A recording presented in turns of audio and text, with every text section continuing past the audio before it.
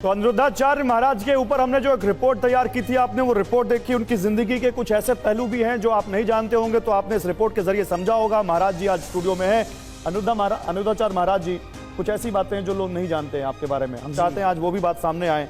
लेकिन आप बात हो रही थी थोड़ी शो से पहले कि कुछ खट्टी कुछ मीठी, तो अगर कुछ खट्टी बातें यहाँ करें तो आप नाराज तो नहीं होंगे? ना, हम नाराज नहीं होते, बिल्कुल नाराज नहीं होते। तो देखिए, अनिरुद्धाचार्य महाराज अक्सर अपने बयानों की वजह से विवाद में रहते हैं, और अब बिग वॉल पर इसी से जुड़ा सवाल आपके सामने आएगा।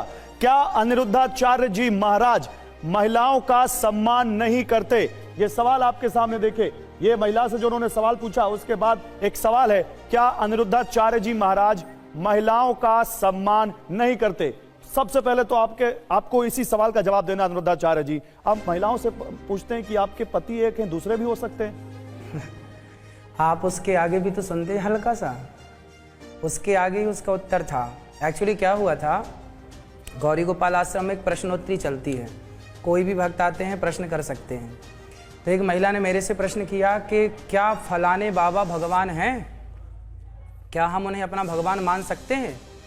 तो हमने कहा कि भाई, क्या आप किसी को भी अपना पति मान सकते हैं? आपके पति कितने हैं? उन्होंने कहा एक। हमने कहा भविष्य में 2 हो सकते हैं? नहीं। हमने कहा जब भविष्य में भी 2 पति नहीं हो सकते, फिलहाल एक ही है और सारी जिंदगी एक ही रहेगा, तो फिलहाल में और भविष्य में भगवान एक ही थे, एक ही ना रहेंगे? भगवान 2 कैसे हो जाएंगे? आप नहीं, किसी को भी उसमें जो आपने सवाल पूछा वो ऐसा लगा जैसे उन महिला के लिए वो अपमानजनक है। ना, ये ऐसा लगा कि आपने उनके कैरेक्टर पर सवाल उठा दिया। ये तर्कशास्त्र, ये जब पढ़ेंगे तो तर्कशास्त्र आप पढ़ेंगे। तर्कशास्त्र में क्या होता है, जैसे आपने हमसे कोई सवाल किया तो हम आपके प्रश्न का उत्तर तर्क से ही देंगे, क्योंकि तर्क से दिया गया उत्तर ज्यादा समझ में आता है। अब कोई आपसे प्रश्न कर रहा है कि भाई क्या हम किसी को भगवान मान लें, जबकि हमारे सनातन धर्म में एक भगवान, एको ब्रह्म द्वितीयो नास्ति। जब ईश्वर एक है तो कोई ये कैसे कह सकता कि भाई भगवान हम दूसरा मान लें, फलाने को भगवान मान लें? तो मैंने पूछा कि भाई क्या आप किसी को पति मान सकती हो? लेकिन सनातन में तो 33 करोड़ देवी देवता है, वो देवता है, भगवान एक, वो देवता 33 करोड़ है। करोड़ मतलब कोटि मतलब प्रकार मानिए, या कोटि मतलब करोड़ मानिए, वो प्रकार करोड़ अलग है। देवता है, अग्नि देवता है, वरुण देवता है, सूर्य देवता, इंद्र देवता है, भगवान राम, कृष्ण भगवान है, शिव, राम भगवान है। ये तो 3 अपने आप हो गए। ना, बात समझिए ना, बिजली को चलाने के लिए 3 तार होते हैं ना, फेज 1, फेज 2, फेज 3, पर बिजली तो एक ही है, 3 भागों में डिवाइड है ना। उसी प्रकार ईश्वर एक है, पर एक परमात्मा को 3 व्यवस्था करनी है। गॉड का फुल फॉर्म क्या है? GOD, G for generator, O for operator, D for destroyer.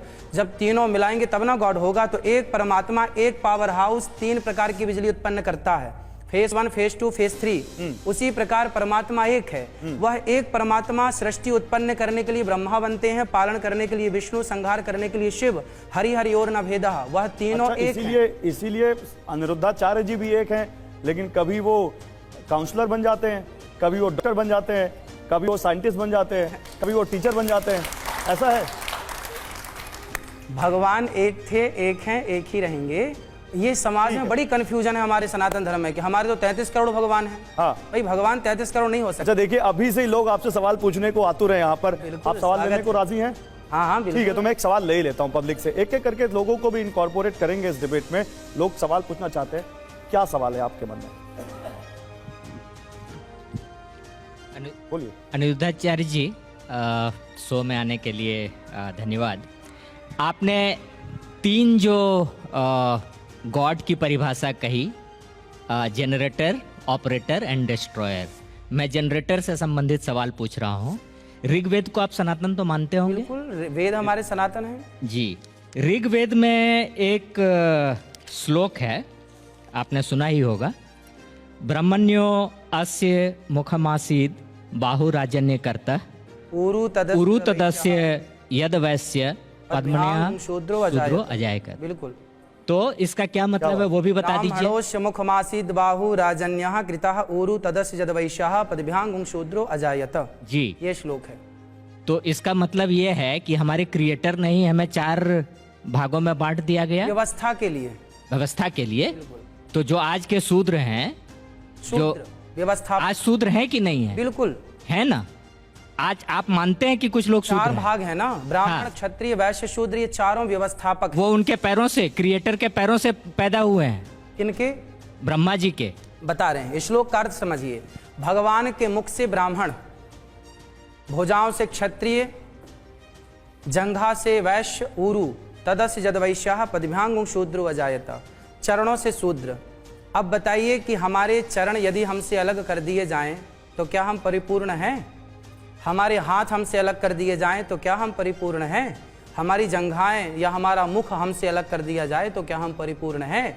वह एक पिता है, एक परमात्मा है, उस एक परमात्मा की चार संतान हैं, जो चारों की उत्पत्ति अलग अलग जगह से हुई। क्या अनिरुद्धाचार्य महाराज को मॉडर्न महिलाओं से दिक्कत है? महाराज जी वो तो कहती हैं माई लाइफ माई चॉइस। आपको, आप कौन हो गए? उनका शरीर, उनके कपड़े।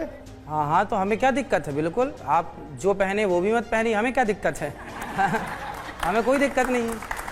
आपने कहा अभी कि जो छोटे भाई कपड़े हमें तो पहनती हैं, केवल उनको देखो, नहीं माँ पहनना बाप चाहिए। अपने बच्चों को समझा सकते हैं, तो हम समझा रहे हैं कि भाई जो अच्छा है वो पहनो, शरीर ढकने की परंपरा। अच्छा ये बताइए, क्या हमारे बुजुर्ग, बाप दादे, पुरखे, क्या वो पागल थे जिन्होंने परंपराएं बनाई कि भाई अब देखो जितने पुरुष यहाँ बैठे सबने कपड़े पहने हैं, ऊपर से लेकर नीचे तक, आपने भी पूरे कपड़े पहने हैं, तो ये मर्यादा है ना। मैं भी यहाँ बैठा हूँ कपड़े पहन के, कपड़े उतार के बैठूं तो क्या मर्यादा? मैं हाफ शॉर्ट्स भी पहनता हूँ, जहाँ पे जो पहनने लायक होता है वहाँ पहनता हूँ। हाँ हाँ, तो वो एक मर्यादित जगह पे ना पहनते हैं, सब जगह तो पहन के नहीं घूमते।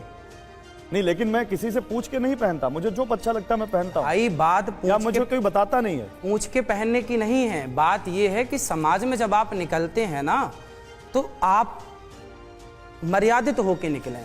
एक मर्यादा की बात है कि हर बाप, हर माँ अपनी बेटी को और बेटों को मर्यादित पहनाए। क्या पहनाना है क्या नहीं, हमें क्या दिक्कत है? अभी तो बॉलीवुड के लोग बिल्कुल निर्वस्त्र होकर फोटो खिंचा रहे हैं, नहीं खिंचा रहे हैं? आपने देखा? बॉलीवुड में तो बहुत कुछ हो रहा है, उस पर हमारे पास एक सेगमेंट है, उस पर हम बात करेंगे कि बॉलीवुड से बाबा को दिक्कत क्यों है। लेकिन तो पहले वो भाई तो महिलाओं पे रहते निर्वस्त्र हैं। इससे यहाँ जो क्या महिलाएं होगा? बैठी हैं, क्या वो बाबा से इस बारे में बात करना चाहती हैं? कुछ आप लोग इस बारे में सवाल पूछना चाहते हैं जो बाबा ने कहा है? सहमत हैं आप इससे?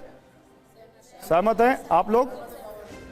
सहमत हैं। तो महिलाएं यहाँ पर सहमत है, लेकिन कुछ बहुत सारी महिलाएं जो सोशल मीडिया पर लिखती हैं जो आपसे सहमत नहीं है। होगा, सबका अपना अपना विचार मिनट। है। हाँ बोलिए, एक मिनट। आप लोग में जो सहमत है वो हाथ उठाएं। क्यों सहमत है? नहीं, महिलाएं आप बोलिए मैम, आप क्यों सहमत हैं? सभी को अपने वस्त्र मर्यादित पहनने चाहिए। मैं तो खुद साड़ी पहनती हूँ, इसलिए मैं क्या बोलूँ। लेकिन हाँ, अब अपनी अपनी सोच है, जो पहनना चाहते हैं वो तो पहनते ही हैं। तो क्या कह अपनी सकते? सोच है, तो बाबा जी जो कह रहे हैं उससे आपको दिक्कत नहीं है? ठीक है, और कोई इधर बोलेगा? आप बोलेंगे कुछ?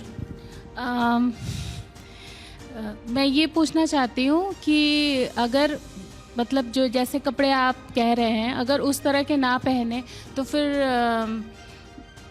लड़कियों का जैसे बॉलीवुड में है और मूवीज़ में है, थोड़ा मॉडर्न ड्रेस अगर ना पहने तो फिर वो मूवी कैसे चलेगी, कैसे काम चलेगा? महाराज जी इसका जवाब। भाई मूवी चलाने के लिए आप हैं, मूवी तो ऐसी ऐसी चल रही हैं जो अश्लील हैं, आप अपने पिता के साथ बैठ के नहीं देख सकते। तो क्या आप ऐसी मूवी चाहती हैं जो आप अपने पिता के साथ बैठ के नहीं देख सकें? इससे समाज में क्या होगा? आज तो चलो आपने ऐसी मूवी देख ली, आने वाले 10 साल में सोचिए कि ये बच्चे, आज एक माँ मेरे पास आई, एक माँ मेरे पास आती है, बोलती है महाराज जी मेरी बेटी अभी 14 साल की है पर ये किसी लड़के से प्यार करती है। मैंने बुलाया, उसकी बेटी थी, मैंने कहा बेटा तुम जिससे प्यार करती हो वो कितने साल का है? बोले 15 साल का। बोले मैं इससे शादी करना चाहती हूँ। माँ रो रही थी कि मेरी बेटी को समझाओ महाराज कि देखो क्या 14 साल की लड़की, 14-15 वर्ष की। अब बताइए आपकी 14-15 साल की लड़कियों को प्यार हो रहा है और ये किसी लड़के के संग रहना चाहती है। ये कैसे उसने सीखा? ये मूवियां देख देख के, वही अश्लील कपड़े पहन के देखेंगे तो शरीर। मैं महाराज जी इस पर मेरा एक सवाल है, मेरा एक सवाल है।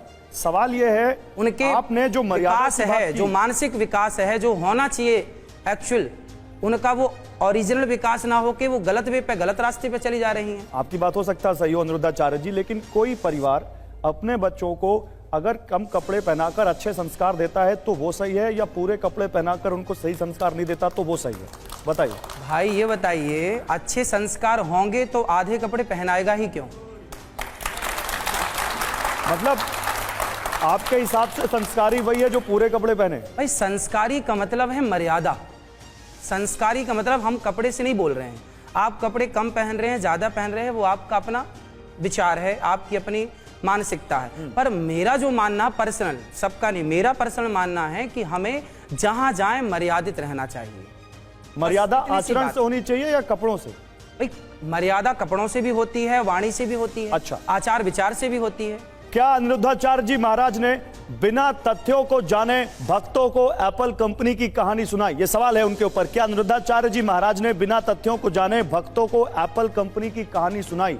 महाराज जी, ये आपके दिमाग में कैसे आया? कहां से आपने ये तथ्य जाना कि अच्छा, स्टीव ये जॉब्स बताइए को कि जो नीम करौरी एप्पल- बाबा ने खाया हुआ एप्पल दिया था? एप्पल बनाने वाले जो मालिक हैं, जो भी हैं, वो नीम करौली आश्रम आए थे कि नहीं, पहले आप ये बताइए। जी आए थे, आए थे। आए थे, मिले थे, उनकी संतों के प्रति बड़ी नहीं, श्रद्धा थी। किससे मिले थे? नीम करौली वाले बाबा जी से, महाराज जी से। नहीं मिले थे।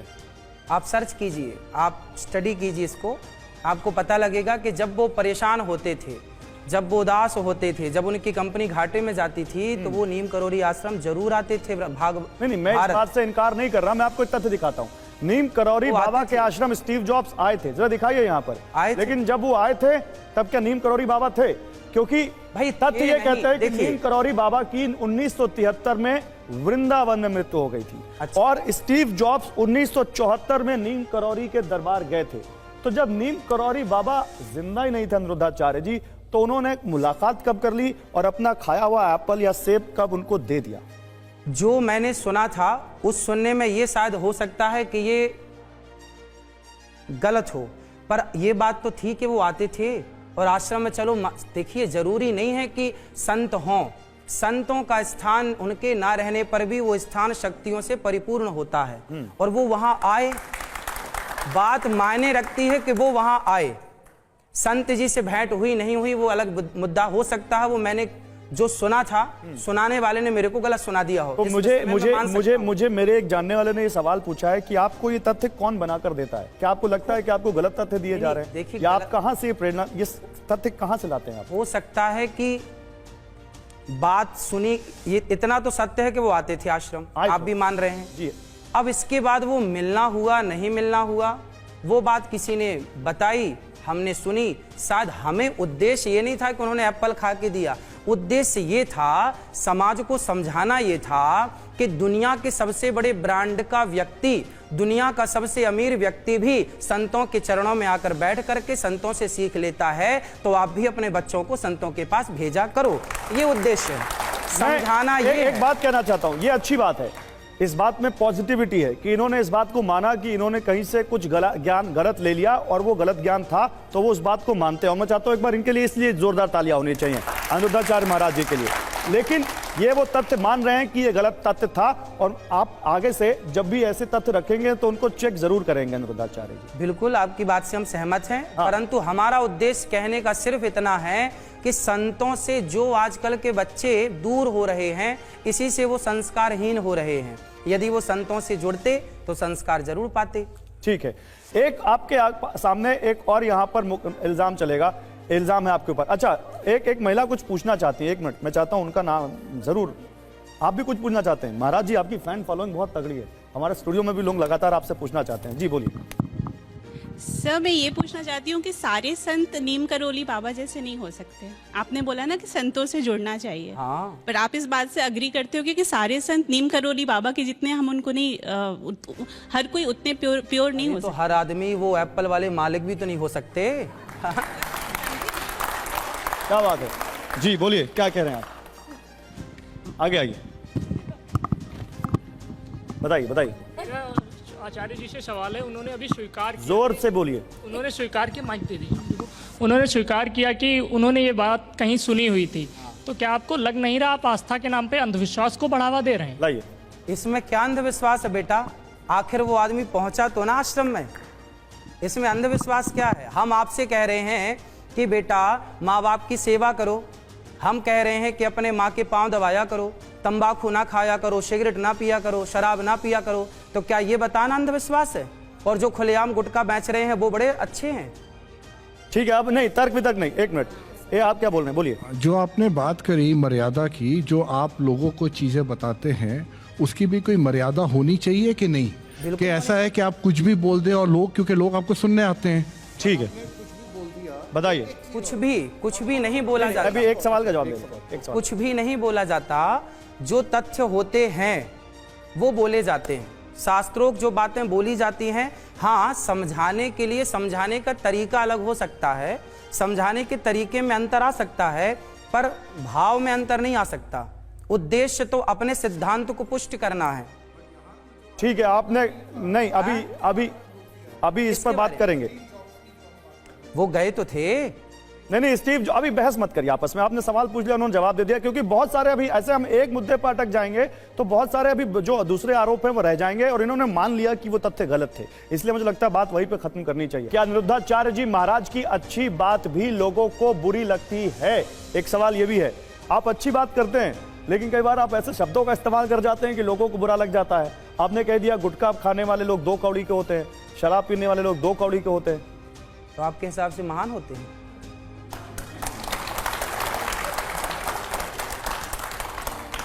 बताइए। अगर कोई शराब पीता है तो आपके हिसाब से उसको इस समाज में जीने का हक नहीं है? नहीं, हमने कब कहा कि मार दो से?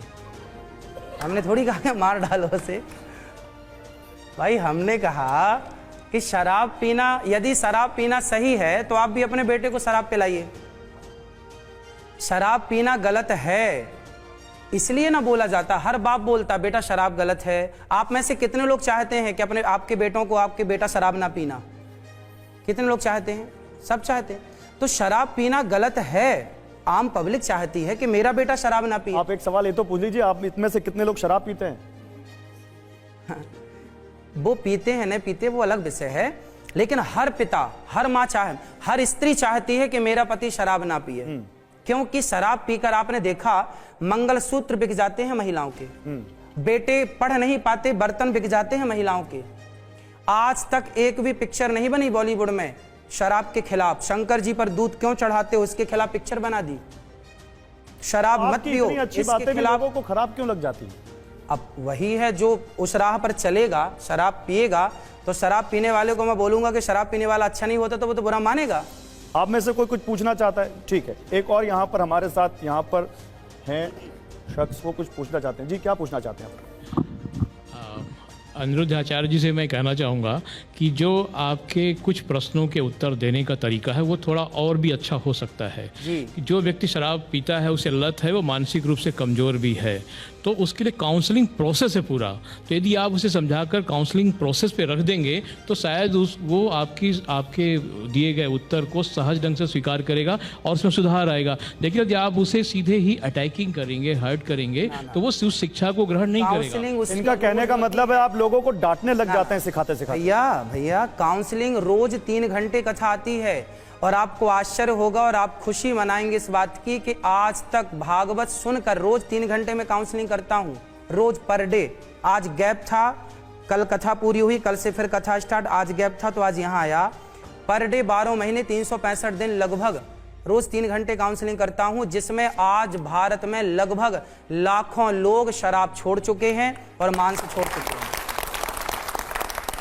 इस तरह की काउंसलिंग जो वैज्ञानिक विधि है इन तरह की लतों को छुड़ाने की, वैसी काउंसलिंग करनी चाहिए। आप उपदेश दे रहे हैं, ये काउंसलिंग का प्रोसेस नहीं है। भाई उपदेश दें या कैसे भी करें, अर्थ ये है कि शराब छूटनी चाहिए।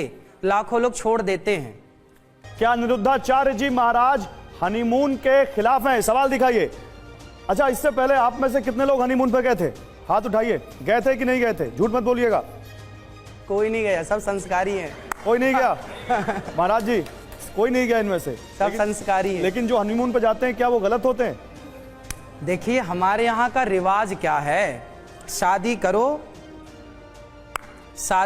और शादी के बाद सबसे पहले क्या होता है, दशरथ जी ने, राम जी का जन्म हुआ उसके पहले दशरथ जी ने क्या किया, यज्ञ किया।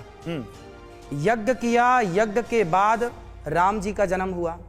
हमारे भारत में जो परंपरा है वो ये रही कि जब हम विवाह करते हैं तो सबसे पहले हमारी अर्धांगिनी आती है और हम सब दोनों कुल देवताओं का, कुल देवियों को प्रणाम करते हैं, ग्राम देवताओं को प्रणाम करते हैं, भगवान के चिंतन के साथ, भगवान की शरणागति करके फिर अपना गृहस्थ जीवन स्टार्ट करते हैं। हम विवाह क्यों किए? अब मैं आपसे एक सवाल कर लूं, आपने विवाह किया है? जी। क्यों किया है? क्यों किया? क्योंकि मुझे दाम्पत्य जीवन में जाना था। क्यों जाना है दाम्पत्य जीवन में? क्या प्रॉफिट है उसके, क्या फायदे हैं? नहीं, मैं आपसे सवाल यहाँ पे जवाब देने नहीं आया हूँ, मैं आपसे सवाल पूछने आया हूँ। ऐसे करेंगे तो बहुत सारे सवाल हैं। देखिए, हमारे भारत में, मैंने प्रश्न ना लॉजिकली किया है, आप समझिएगा। एक बहुत बड़ा अर्थ मैं बताऊंगा इसका, आपको पता नहीं है और आप जितने यहाँ बैठे हैं शायद किसी को पता हो। हमारी हिंदू संस्कृति में यदि ये सवाल आपसे पूछा जाए कि आपने विवाह क्यों किया है, तो 99% लोग इसका उत्तर नहीं दे पाएंगे कि हमने विवाह क्यों किया है। विवाह करने का उद्देश्य क्या है वो लोग नहीं जानते और विवाह कर लेते हैं। हमने विवाह क्यों, आप हमसे पूछिए कि आपने विवाह क्यों किया, हम बताएंगे हमने विवाह इसलिए किया है क्योंकि हमारे सनातन धर्म में बिना विवाह के यज्ञ का अधिकार नहीं होता।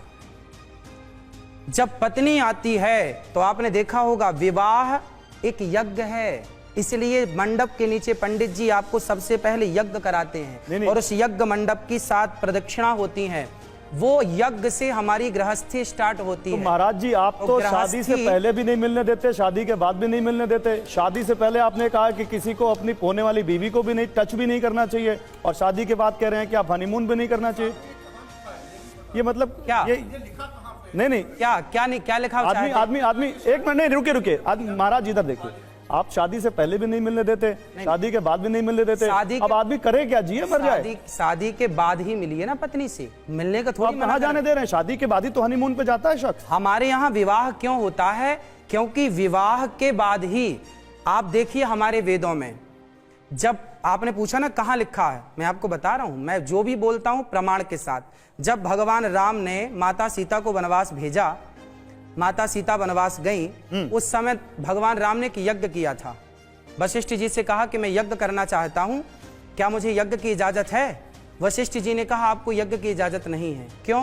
क्योंकि यज्ञ की इजाजत तब मिलेगी जब आपकी पत्नी आपके पास होगी। एक मिनट बोलने दीजिए। जब आपको यज्ञ की इजाजत मिलेगी जब आपकी पत्नी पास में होगी।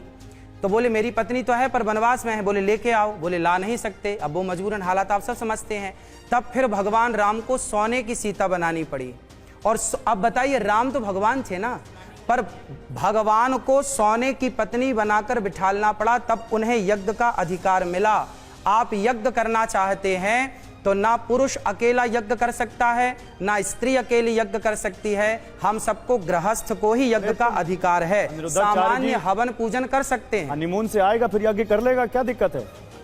भाई शुरुआत अच्छी हो, शुरुआत अच्छी होगी तो भविष्य अच्छा होगा, समझिए। अच्छा, यज्ञ करके पूरी जिंदगी तो आपको घूमनी है, कौन मना करेगा? यज्ञ पूजा करके हनीमून पे चला जाए तो दिक्कत नहीं है आपको? यज्ञ करके चला जाए हनीमून? हाँ, यज्ञ करे, पूजा, जो घर के कुल देवताओं को तो प्रणाम करे, घर के। एक मिनट, मैं माइक देता हूं आपको। क्या कह रहे हैं? तो पहले जमाने में जो ऋषि मुनि होते थे, जो शादी नहीं करते थे, वो यज्ञ नहीं करते थे, आप ये कह रहे हैं? क्या मेंशन किया, क्या बोला? सामान्य जो विशेष बड़ा यज्ञ है वो यज्ञ गृहस्थ, इसलिए वशिष्ठ जी गृहस्थ थे। अच्छा, अब इसमें यज्ञ का भी अकॉर्डिंग टू द कन्वीनियंस चीजें हैं कि आप कब शादी करेंगे तो कौन सा यज्ञ करेंगे, शादी नहीं करेंगे तो कौन सा यज्ञ। ठीक है, ओके। सवाल के शास्त्रों में इसका वर्णन है। यदि आप शास्त्रों पर बिलीव करते हैं तो आप मानिए कि वशिष्ठ जी, हमारे जितने अधिकाधिक संत हुए हैं वो सभी संत गृहस्थ थे। सभी संत हमारे अधिकाधिक गृहस्थ थे। और गृहस्थ क्यों थे? क्योंकि गृहस्थ के बाद ही हम यज्ञ के अधिकारी होते हैं। और हमारा यज्ञ है ईश्वर को पाने के लिए, और ईश्वर को पाने के लिए हमारी पत्नी हमारी सहयोगी है। तो ईश्वर के प्राप्ति के लिए हम लोग विवाह करते हैं, ना कि भोग विलास के लिए। लेकिन आप हनीमून पे जाने पे दिक्कत नहीं है आपको लोगों को? जा सकते हैं, हाँ या ना? अभी बोला नहीं आपने? हाँ, अपना जा सकते हैं भाई, दे दिया इन्होंने, बोल दिया। इत्यादि भगवान को प्रणाम कीजिए, फिर शुरू कीजिए गृहस्थी। एक मिनट में आ रहा हूं। अब आपके लिए हमारे पास एक स्पेशल रैपिड फायर राउंड है, और रैपिड फायर राउंड में आपको बस तुरंत अपना, मैं आपके सामने एक सवाल के कुछ विकल्प दूंगा, आपको उन विकल्पों को चुनना है।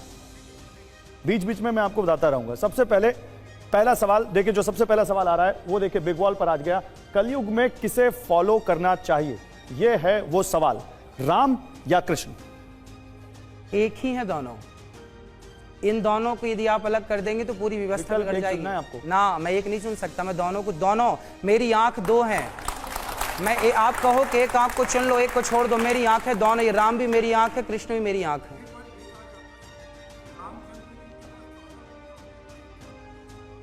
ये आपकी माइक आवाज नहीं जा रही, आपकी आवाज नहीं जा रही, माइक इनको आपकी आवाज नहीं जा रही, आपकी आवाज नहीं जा रही। एक मिनट, एक मिनट। आप में से और कोई कुछ पूछना चाहता हो तो बताइएगा, बोलिए। पहले तो महाराज जी के चरणों में कोटि कोटि प्रणाम। महाराज जी, मैं आपका लगभग कभी कभार मैं सुन ही लेता हूँ कथा पूरा, और मैं बहुत प्रभावित हूँ आपसे, और मैं तो पूर्ण रूप से आपका समर्थन करता हूँ। आपके जितने भी वचन होते हैं सब मैं उनका समर्थन करता हूँ, और मैं ही नहीं, यहाँ पर जितने बैठे हुए हैं उसमें से 80% लोग आपका समर्थन करते होंगे। और जी, और इसलिए मैं आपको हृदय से धन्यवाद करता हूँ कि आप इस भारतवर्ष के बच्चों को। तो आपको कोई सवाल नहीं पूछना है? ठीक है, हाँ एक मिनट बोलिए, एक मिनट इधर। कोई सवाल पूछना है आपको? महाराज जी, मैं ये कहना चाहता हूँ कि जो आप अभी व्यवस्था चला रहे हैं, मेरे हिसाब से वो 100 का 0 बराबर है, क्योंकि जो पहले साधुओं का काम था उसका आप 1% भी नहीं कर रहे हैं। क्योंकि पहले समय में जब साधु होते थे वो राजतंत्र चलाते थे, पूरी व्यवस्था को वर्णित करते थे। उनका काम एक जासूस का, स्पाई का, और नई जनरेशन को मतलब नई नई चीजें देने का, यानी ब्राह्मण जो ब्रह्मांड के बारे में जानकारी रखता था। कहना क्या चाहते हैं आप? एक लाइन बोलिए। हरित भूमि तृण संकुलित समझ पड़े न पंथ जिमी पाखंड विवादते लुप्त हुए सदग्रंथ। यानी आप जो पाखंडी है ना, उन्होंने ग्रंथों को दबा दिया है, इसलिए आप सदग्रंथों को पुनर्जीवित करके और जो मार्गदर्शन ऐसा करे पब्लिक का, जो ऊंच नीच खत्म हो और जो हिंद सनातन है ना वो पूर्णतः फिर पावर में आए, और जो 4 व्यवस्थाएं हैं वो वैसे ही चले जैसे अभी नहीं कर रहे ऐसा? वो ऐसा अभी नहीं हो रहा, अभी नहीं हो रहा। क्या समाज की सेवा करना अभी क्यों नहीं कर रहे भाई अनिरुद्धाचार्य जी? आप समाज की सेवा करना क्या संतों का धर्म नहीं है? आज गौरी गोपाल आश्रम में 280 वृद्ध माताएं रहती हैं, जिन माओं को बेटे घर से निकाल देते हैं, ऐसी बेसहारा माएं रहती हैं। और वृंदावन में गौरी गोपाल भगवान की रसोई चलती है सुबह 8 बजे से रात्रि के 12 बजे तक, जिसमें नित्य पर डे लगभग 30,000 लोग भक्त भोजन करते हैं निःशुल्क। क्या यह समाज की सेवा नहीं है? संतों का धर्म है समाज की सेवा करना और ज्ञान से सेवा करना, और जो संतों का धर्म है सेवा का, पर हित सरिस धर्म नहीं भाई। रामचरितमानस में क्या लिखा? परोपकाराय सताम विभूतया, पर हित सरिस धर्म नहीं भाई। पर हित सबसे बड़ा धर्म है। तो गौरी गोपाल आश्रम में ये दास अनिरुद्ध अपनी सामर्थ्य के अनुसार जो भगवान ने सामर्थ्य दी है, नहीं, आपके कुछ सामर्थ्य की तस्वीरें हमारे पास भी, वहां पर सारी माताओं को अनिरुद्धाचार्य की जी भैया, आपकी सामर्थ्य की कुछ तस्वीरें हम दिखाना हमारी सामर्थ्य नहीं, गौरी आप खुद को संत कहते हैं। जरा ये तस्वीर दिखाइए, तस्वीर दिखाइए बिग वॉल पर। ये तस्वीर कुछ सवाल खड़े करती है, और वो तस्वीर मैं आपको दिखाकर ये सवाल लेना चाहता हूं। देखिए ये तस्वीर आ गई, स्क्रीन पर तस्वीर है। आप खुद को संत कहते हैं और आप अपने साथ इतने सारे बाउंसर्स लेकर चलते हैं। इतनी तगड़ी सिक्योरिटी होती है, बड़े बड़े बॉलीवुड स्टार की नहीं होती। नहीं, जहां हम कथा करने जाते हैं वहां की व्यवस्थाओं के लिए पार्टी जो सामने कथा कराने वाले, वो आयोजन करने वाले सारे लोगों को बुला के रखते हैं, वो हम नहीं लेके जाते। हमारे पास तो जो व्यवस्थाओं में है सामान्य लोग वो चलते हैं। नहीं, लेकिन संत को तो अपने भक्तों से, अपने फॉलोअर से मिलने में कोई दिक्कत नहीं होनी चाहिए। मैं जो तस्वीरें दिखा रहा हूँ, इन तस्वीरों में आप तक कोई पहुंच ही नहीं सकता। ना, आपके चारों तरफ सुरक्षा घेरा है। हजारों लोग रोज मिलते हैं, अभी भी आप देख लीजिएगा, आप कभी गौरी गोपाल आइएगा, हजारों लोगों से मैं आज भी मिलके आया हूं। दोनों तरफ आपकी गाड़ी के फॉलोअर्स हैं, आपको चारों तरफ से बाउंसर्स हैं। इधर भी बाउंसर्स ने घेर रखा है, इधर भी आप गाड़ी पर खड़े हैं तो दोनों तरफ बाउंसर्स दिख रहे हैं। वो व्यवस्थापक हैं, जहां जाते हैं ना वो देखिए, अब गाड़ी के ऊपर खड़े होकर सबसे मिल रहे हैं। मिलने का एक तरीका है ना, यदि सबके बीच में फंसेंगे तो कोई बाल खींचेगा, कोई कपड़ा खींचेगा, इसलिए एक व्यवस्थित ढंग से ना मिलना पड़ेगा। भाई पब्लिक तो अपनी श्रद्धा से आती है, पर उसे ये नहीं पता कि श्रद्धा के कारण सामने वाले को चोट भी। अब छोटे छोटे बच्चे होते हैं, अब पब्लिक आई और बच्चों के ऊपर चढ़ गई, तो हमें पूरी ये व्यवस्था देखनी पड़ती है कि हमारे कारण किसी बूढ़े को धक्का लग जाए, गिर जाए, नुकसान हो जाए, तो गाड़ी के ऊपर चढ़ के सबको हाथ हिला के सबको नमस्कार प्रणाम करते हैं, सबका अभिवादन लेते हैं। सब नहीं, ये इसको हम समझते हैं, लेकिन क्या कभी आपको कोई खतरा भी महसूस होता है? खतरा क्या है? भगवान है रक्षक, भगवान रक्षक है, बिल्कुल कोई खतरा नहीं, कोई खतरा नहीं। ठीक है। महिलाओं की नौकरी के खिलाफ क्यों है अनिरुद्धाचार्य जी महाराज? तो महाराज जी, जो लोग जिन महिलाओं के पति काम करते हैं, कमाते हैं, उनको जॉब नहीं करनी चाहिए। उनको भाई जब पति कमा रहा है तो पत्नी का धर्म है कि वो अपने बच्चों, अच्छा ये बताइए, बच्चों को संस्कारवान बनाना, बच्चों को योग्य बनाना, ये किसकी जिम्मेदारी है? आप बताइए। केवल महिला की जिम्मेदारी है, पुरुष की जिम्मेदारी नहीं है। पुरुष की भी जिम्मेदारी है, पर महिला की ज्यादा है। एक मिनट ये तय कर देंगे। एक मिनट, आप एक जाइए, कुछ क्या कह रहे हैं आप? गौरव जी मेरा 2 सवाल है। नहीं, इस मुद्दे पर कुछ कहना है तो पहले अभी अनुरुद्धाचार्य जी इस पर बोल लें। इस पर यह है कि देखो महिलाएं काम करें जहां आवश्यक है, पूरी मेंशन की ना मैंने बात कि जहां पति ना करने वाला हो वहां काम करिए। भाई पुत्र को संस्कारवान बनाना, लव कुश को पढ़ा लिखा के योग्य बना दिया सीता माँ ने, सुनिएगा, लव कुश को पढ़ा लिखा कर योग्य बना दिया और फिर राम के हाथों सौंप दिया। हम थोड़ी कह रहे हैं, इतिहास कह रहा है। पिता का भी कर्तव्य है कि वो अपने बच्चों को संस्कार दे, पर पिता बाहर रहता है, बच्चे सबसे ज्यादा टाइम अपने माँ के साथ गुजारते हैं, तो खेल खेल में, कहानी किस्सों में माँ की जिम्मेदारी है कि वो संस्कार का बीज बो दे बच्चों। एक मिनट मैं चाहता हूं इस पर कुछ महिलाएं भी बोल दें। कुछ महिलाएं इस पर बोलना चाहती हैं। बेटा आप लोग बोलना चाहते हो, क्या महिलाओं को जॉब नहीं करनी चाहिए? मैम बोलिए। आज का जो युग है, चाहे शहरों में जो लोग रहते हैं महाराज जी, इतना महंगा है, कोई किराए पे रहता है, कोई कुछ रहता है, तो अपने सिर्फ वो साधन के लिए कमाते हैं ताकि हम अपने परिवार का अच्छे से पालन कर सकें, संस्कार भी दे सकें और उनका पालन कर सकें, क्योंकि धन की कमी हो जाती है तो शहरों में रहने के कारण, तो वो सुविधापूर्ण जी सकें, इसलिए महिलाएं नौकरी करती हैं। बिल्कुल कमाना चाहिए, हमने कम मना किया कि नहीं कमाना है, कमाओ, परंतु ये बताओ कि माँ बाप दोनों कमाते हैं। एक विचार, एक सामान्य, मैं एक किसी और हिसाब से बात नहीं कर रहा हूँ, एक सामान्य आपका अपना बन के बात कर रहा हूँ, मैं आपका अपना हूँ, आप मेरे अपने हैं। एक विचार कीजिएगा कि पिता भी कमा रहा है, माँ भी कमा रही है, बच्चे दादा दादी के पास हैं या बच्चे किसी तीसरे पर्सन के पास हैं, तो बताइए उन बच्चों को माँ बाप की जरूरत पड़ती है या नहीं? उन बच्चों को भी माँ का लाड़ चाहिए, एक बार उन बच्चों की तरफ भी तो देखिए कि उन बच्चों को भी माँ चाहिए, पिता चाहिए। तो माँ बाप को थोड़ा सा पैसे की तरफ से मन कम करके बच्चों को ज्यादा संस्कार देना, क्योंकि माँ बाप की प्रॉपर्टी बच्चे ही हैं। यदि वो संस्कारवान हो गए, मैम कुछ बोलना चाहती हैं, तब तो बहुत अच्छे हो गए। 1 मिनट बोलिए। गुरुजी प्रणाम जी। मैं महिलाओं से ये कहना चाहती हूँ कि जो नौकरियाँ तो करती हैं, पहले चलिए आगे बढ़ाती हूँ, तो वहाँ पर एक घर में 10 परिवार रहते थे, एक बाप कमाता था, 10 परिवार को लेकर के चलता था, 10 का पेट भरता था। आज का डेट में है 10 लोग कमा रहे हैं, एक का भी पेट नहीं भर रहा है। क्यों? क्योंकि देखिए आज माँ भी जाके नौकरी कर रही हैं, बच्चे इधर उधर भटक रहे हैं, उनको भी तो परवरिश करना जरूरी है ना। बिल्कुल, वही तो हम कह रहे हैं कि बच्चों को समय देने की जरूरत है। नहीं, लेकिन एक सवाल इधर से भी बोलिए। नहीं, केवल माएँ ही क्यों परवरिश करेंगे, बाप क्यों नहीं करेगा? एक जमाना, बिल्कुल आप कह रहे हैं लव और कुश, वो दोनों बेटे थे राम जी के, अगर एक बेटी भी होती तो उन दोनों की बराबरी की बात करेंगे कि नहीं करेंगे आप? ठीक है भाई, पिता भी संस्कार देता है, मैंने ये कब कहा कि पिता बिल्कुल हाथ पल्ला झाड़ ले, पर बात ये समझिए आप कि माँ की जिम्मेदारी ज्यादा है, पिता की जिम्मेदारी भी है। हम ये थोड़ी कह रहे कि नहीं है जिम्मेदारी, पर बच्चे माँ के, आप में से कितने लोग ये मानते हैं कि बच्चे सबसे ज्यादा समय माँ के साथ गुजारते हैं? तो भाई जिसके साथ बच्चे समय गुजारेंगे वो पहले की दादी के, आपकी भी दादी ने आपको किस्साएं सुनाई होगी, कहानियां सुनाई होंगी, वो किस्से कहानियों के द्वारा पहले के दादा दादी क्या करते थे, संस्कार का बीज बोते थे। नहीं, तो एक सवाल इसमें एक और आया, सवाल ये आया कि मान लीजिए महिला कमा रही हो और पुरुष घर पर रहकर बच्चों की परवरिश करे, तो अनिरुद्धाचार्य जी को दिक्कत तो नहीं है कोई? भाई पुरुष को कमाना चाहिए, धर्म कहता है पुरुष कार्य करे। ये धर्म कहाँ लिखा है? भाई कहाँ लिखा है? कॉमन सेंस नाम की कोई चीज है? बोलने दीजिए। कॉमन सेंस भी तो कुछ है। अब ये बताइए कि स्त्री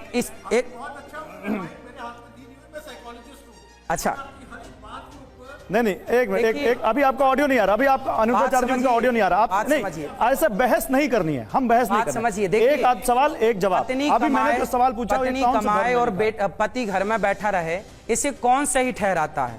यदि आप चाहते हैं कि आपकी पत्नी कमाए और आप घर में बैठें तो मुझे कोई ऐतराज नहीं है। मैं आपको एक बिग वॉल दिखाना चाहता हूँ। एक मिनट, नहीं बहस मत करिए, आपकी आवाज नहीं आ रही, मैं कुछ तस्वीरें दिखाना चाहता हूँ। जरा दिखाइए तस्वीर। ये 4 तस्वीरें हैं हमारे पास, इन 4 तस्वीरों को देखिए अनिरुद्धाचार्य जी। ये पेप्सिको, दुनिया की सबसे बड़ी कंपनियों में से एक, उसकी सीईओ रह चुकी हैं इंदिरा नूई। किरण मजूमदार शाह, बायोकॉन, बहुत बड़ी बायोकेम फर्म है देश की, उसकी संस्थापक हैं, फाउंडर हैं। फागुनी नायर नायका एक बहुत बड़ा डिजिटल प्लेटफॉर्म है ऑनलाइन, जहां कॉस्मेटिक प्रोडक्ट्स मिलते हैं और बहुत सारे लोगों को रोजगार दे रही हैं। ये उसकी फाउंडर हैं। विनीता सिंह सह संस्थापक कॉस्मेटिक कंपनी, आपने इनको टीवी पर देखा होगा, बहुत सारे लोगों के वेंचर्स में ये इन्वेस्ट करती हैं। अगर ये लोगों ने यही सोच लिया होता कि मुझे अपने बच्चों की परवरिश करनी है, तो इतनी बड़ी बड़ी कंपनियां जो हजारों लोगों को नौकरियां दे रही हैं वो तो खड़ी नहीं होती। और ऐसा भी नहीं है कि इनके बच्चे अच्छे तरीके से बड़े नहीं या इनके बच्चों को अच्छे तरीके से परवरिश नहीं मिली, ये भी वो भी वेल सेटल्ड है। हाँ, तो देखिए यदि आप मैनेज कर पाते हैं तो आप काम भी कीजिए और परिवार को भी मैनेज कीजिए, इसमें क्या बुराई है।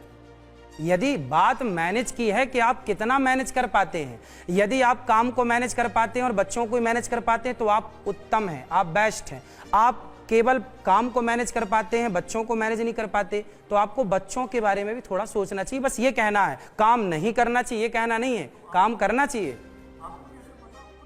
अच्छा, ठीक है, मतलब आप कह रहे हैं कि अगर तो दिखता भी है ना, लेकिन आपकी बात अभी भी कुछ महिलाओं को अच्छी नहीं लगेगी केवल बच्चे महिलाएं ही पाले। ये बात बच्चों को, आज की महिलाओं को अच्छी नहीं लगेगी। पालता पिता क्यों, कमा कमा के पिता नहीं लाता। अनिरुद्धाचार्य जी महाराज को महिलाओं की सुंदरता से कष्ट है, खुद इतने सुंदर हैं और महिलाओं की सुंदरता से इनको कष्ट है। नहीं महाराज जी, आपको महिलाओं की सुंदरता से इतना कष्ट क्यों है? ये बात जो हमने कही है वो हमने नहीं कही, चाणक्य ने कहा है। चाणक्य नीति पढ़िएगा, अब आप पूछिए कहाँ लिखा है। अरे नहीं, एक मिनट नहीं, आप उनको देख के क्यों बोल रहे हैं? चाणक्य कहते हैं अति रूपेण वै सीता, अति रूपेण वै सीता, अति गर्वेण रावण। अति, चाणक्य कहते हैं कि अति रूपेण वै सीता, अति गर्वेण रावण, अति दानात् बलिर्बद्धो यति सर्वत्र वर्जयेत, अति सर्वत्र वर्जयेत। ये बात मैंने नहीं कही, चाणक्य ने कहा है कि सीता माँ मतलब अति रूपेण वै सीता, सीता माँ अति सुंदर थी, अति रूपेण वै सीता, अति गर्वेण रावण, रावण अति अभिमानी था। तो वहां चाणक्य कहते हैं कि अति सर्वत्र वर्जयेत, अति का अति नहीं होनी चाहिए किसी भी चीज की। तो जो महिलाएं सुंदर हैं उनको क्या करना चाहिए? अच्छा ये बताइए, इतिहास के पन्ने उलटिए। नहीं, सुंदरता तो आभूषण है, गुण है, पर ये बताइए कि खिलजी आखिर पद्मावती की ओर क्यों बढ़ा? आखिर उसे क्या मतलब था? उस राज्य से कोई चाह नहीं थी। तो इसमें इतिहास के पन्ने जो मैंने पढ़े हैं इसमें माता पद्मावती की सुंदरता इतनी थी कि चर्चे दुनिया तक थे। खिलजी क्यों बढ़ा? आखिर कहीं ना कहीं का। एक मिनट, वो उनको पूरी बात कह लेने दीजिए, आप पूरी बात कह लीजिए। हाँ, तो जो अति की बात है, यहाँ बात ये नहीं कि आप सुंदर हैं या नहीं है, बात यहाँ अति की है। और ये मैं नहीं कह रहा, ये मेरा स्टेटमेंट नहीं है, ये चाणक्य का है। नहीं, एक मिनट, लेकिन नहीं, रुकिए, अभी उधर माइक नहीं है। थोड़ी है अनिरुद्धाचार्य जी, इधर देखिए, अनिरुद्धाचार्य जी उधर माइक नहीं, इधर माइक है। आपने कहा ईश्वर, हाँ, तो दोष तो ईश्वर का होना चाहिए जो अति सुंदर बनाता है, क्योंकि सुंदर होना नहीं होना हमारे हाथ में कैसे है? नहीं होता, भगवान में दोष नहीं होता, भगवान बनाते हैं। अब सभी संत लोग अपना अपना मत देते हैं, चाणक्य ने अपना मत दे दिया, ये तो चाणक्य की बात नहीं। तो चाणक्य के मत को आपने सही मान लिया, लेकिन मैं आपसे क्या चाणक्य के मत को आप सही नहीं मानते? आपने चाणक्य नीति आज पढ़ी जाती है, आपने कॉमन सेंस की बात की, तो उस कॉमन सेंस में ये बात मैं पूछ रहा हूं कि सुंदर होना नहीं होना किसी बच्चे या किसी महिला के हाथ में कैसे है? वो पैदा हो गया, जैसी भगवान ने मुहूर्त दे दी वैसा पैदा हो गया, अब वो सुंदर है, अति सुंदर है, ये तो ईश्वर ने तय किया। क्या दिक्कत है? किसी को दिक्कत नहीं है। जी बोलिए। आचार्य जी से एक मेरा निवेदन है कि जब भी मैं आपको टीवी पे देखता हूँ, सुंदर गौरवर्ण मुस्कुराता हुआ चेहरा, इतना सुंदर सजीला, और जब भी आप भागवत कथा कहते हैं बड़ा अच्छा लगते हैं आप, और सुनने का मन भी करता है। लेकिन जो ही आप शास्त्र सम्मत विधियों से अलग हट के आप प्रवचन के मुद्रा में आते हैं, अक्सर आप प्रश्नों के घेरे में आ जाते हैं। चाहे वो अभी एप्पल के आईपैड की बात हो, चाहे बिस्किट खाने की बात हो, या फिर रोजगार की बात हो, या फिर महिलाओं के बारे में आपने द्रौपदी और सीता माता के बारे में जो उदाहरण दिया। मेरा मानना यह है कि शास्त्रों से अलग इतर जब प्रवचन में आप घुसते हैं तो ये जोन आपका नहीं है, तो वहां जाना ही क्यों? ये कह रहे हैं एक लाइन में। चाणक्य नीति जो है वो चाणक्य के जो विचार हैं क्या है, जब आप राजनीति करते हैं या कोई भी कार्य करते हैं तो आप एक पुस्तक नहीं पढ़ते। हम तो मुंशी प्रेमचंद्र को भी पढ़ते हैं, हम तो गबन गोदान भी पढ़ते हैं। तो क्या हम केवल चाणक्य को ना पढ़ें? चाणक्य ने यदि नहीं पढ़ें तो फिर चाणक्य नीति बाजार में बिकती है। तो चाणक्य नीति जो लिखी है भाई, जो लिखा वो तो कहा जाए। नहीं महाराज जी वो ये कह रहे हैं, क्यों महाराज एरिया जी नहीं सुनिए, हुआ? महाराज जी वो ऐसे कह रहे हैं कि आप कथा बांचने से आगे डेंटिस्ट, साइंटिस्ट, डॉक्टर, डाइटिशियन, क्यों हमारे शास्त्रों में सब बन विज्ञानी, जाते हैं। साइंटिस्ट, वैज्ञानिकों की बात केवल आप करें, हम ना करें। हमारे यहाँ जब 1903 में पहला विमान बनाया राइट ब्रदर्स ने, उसके पहले 1885 में दलपति जी ने विमान बनाया, उसके पहले रावण के पास पुष्पक विमान था, उसके पहले सतयुग में करदम जी के पास कामक विमान था। केवल विज्ञान की बात आप करें, हम क्यों ना करें भैया? नहीं तो विज्ञान क्यों ना के बात पीछे करें? हमारे कई बार- शास्त्र में विज्ञान क्योंकि भरा कई पड़ा बार- है, क्यों कई ना बार बात करें? अब तथ्य- हम विज्ञान की बात करेंगे तो आप क्या अच्छा, बोलते मैं हैं? आपको एक शास्त्र तस्वीर सुना, दिखाना विज्ञान क्या चाहता हूं, बोलते हो? लेकिन अरे विज्ञान भागवत पुराण से, वेदों से ही विज्ञान ना प्रकट हुआ है। नहीं बिल्कुल सही बात वेद है, से विज्ञान प्रकट हुआ है। लेकिन विज्ञान तथ्यों को मानता है और कई तो बार तथ्य तथ्य दे तो गलत हो रहे जाते हैं। हैं। दे तो रहे हैं कि दलपदे जी ने पहले विमान बनाया, इस पे पिक्चर मूवी बन अच्छा, एक तथ्य मैं और दिखाना चाहता हूं, मुझे लगता है मुझे वो तथ्य भी दिखाना चाहिए, क्योंकि यहां पर अगर हम इतने सारे सवाल पूछ रहे हैं अनिरुद्धाचार्य जी से, तो अनिरुद्धाचार्य जी के ऊपर जो आप आरोप लगा रहे हैं तो उनके कुछ और चीजों को भी आपको जानना पड़ेगा, एक तरफा बात नहीं होगी। तस्वीर दिखाइए जरा, तस्वीर दिखाइए यहां पर, ये तस्वीर आप देखेंगे, वो देखिए, वो रही तस्वीर आपके सामने, ये है अनिरुद्धाचार्य जी महाराज जिनको आप देख रहे हैं, ये आपको गौ सेवा करते हुए दिखाई पड़ रहे हैं और ये इनके गौरी गोपाल आश्रम की तस्वीरें हैं। जब हमारे संवाददाता वहां पर पहुंचे थे उन्होंने भी कुछ ऐसा ही देखा। वो तस्वीर आप जो देख रहे हैं, ये अनिरुद्धाचार्य जी की एक और शख्सियत है और कई सारी गायें इनके आश्रम में रहती हैं। कितनी गायें होंगी आपके आश्रम में? 350 के लगभग। और ये आप उनकी सेवा कर रहे हैं? जी जी, ये रोज करते हैं आप ऐसा? रोज। और गौरी गोपाल गुरुकुल में 125 विद्यार्थी भी रहते हैं, 125 बच्चे। नहीं वो हम दिखा रहे हैं, अगली तस्वीर दिखाइए, अगली तस्वीर दिखाइए जरा, गौरी गोपाल आश्रम की एक और तस्वीर दिखाइए। और वो तस्वीर जब आप देखेंगे तब आप देखेंगे कि इनकी शख्सियत का एक और पहलू है और इसीलिए हम कह रहे हैं कि हम एक तरफा बात नहीं करेंगे, हम सब तरफ की बात करेंगे। ये वृद्ध महिलाएं आपके आश्रम में रहती हैं और जानकारी के मुताबिक 280 महिलाएं, 280 वृद्ध माता। ये कौन सी महिलाएं महाराज जी, कौन है? वो माताएं हैं जिनको बेटे घर से निकाल देते हैं, अपने बेटे घर से निकाल देते हैं, सेवा नहीं करते। ऐसी बेसहारा लाचार माएं कहीं सड़कों पे मिलती हैं, कहीं कहीं, सबको लाके गौरी गोपाल आश्रम में सेवा की जाती है। इनको आप आश्रम में रखते हैं? इनकी दवाई, भोजन, नाश्ता, चाय पानी सब कुछ निःशुल्क। सब आप ही क्या रहती हैं? सब आप ही क्या रहती हैं? सब गौरी गोपाल आश्रम में रहती हैं। भगवान सब सेवा करते हैं, दास निमित्त बना हुआ है। इनकी व्यवस्था कैसे करते हैं आप? सब होती है, जब ठाकुर जी करते हैं, भगवान करते कराते। क्या बात है। चलिए एक और तस्वीर दिखाइए, एक और तस्वीर दिखाइए गौरी गोपाल आश्रम की, जहां से महाराज जी, जहां पे महाराज जी का जो आश्रम है वृंदावन में। और वो तस्वीर देखिए, ये तस्वीर है, ये रसोई मुझे दिख रही है यहाँ पर लोगों को। आप ये क्या बांट रहे हैं अनिरुद्धाचार्य जी? एकादशी के दिन ये एकादशी का बढ़ता है, बाकी नित्य दाल चावल सब्जी रोटी खीर पूरी सब। ये रसोई की तस्वीर है शायद आपके यहाँ, ये आपके आश्रम की रसोई चल रही है शायद। हाँ, ये कितने लोगों का खाना बनता है? लगभग 30,000 लोग पर डे भोजन करते हैं। 30,000। आप कभी आके देखिए, मेरी बातों में बिल्कुल यकीन मत कीजिएगा। मुफ्त खाती हैं? मुफ्त खाते हैं सबके लिए निःशुल्क। सुबह 8 बजे से रात्रि के 12 बजे तक खुला है, कभी भी आके चेक कर सकते हैं। आपके रिपोर्टर भैया लोग गए थे, सबने देखा।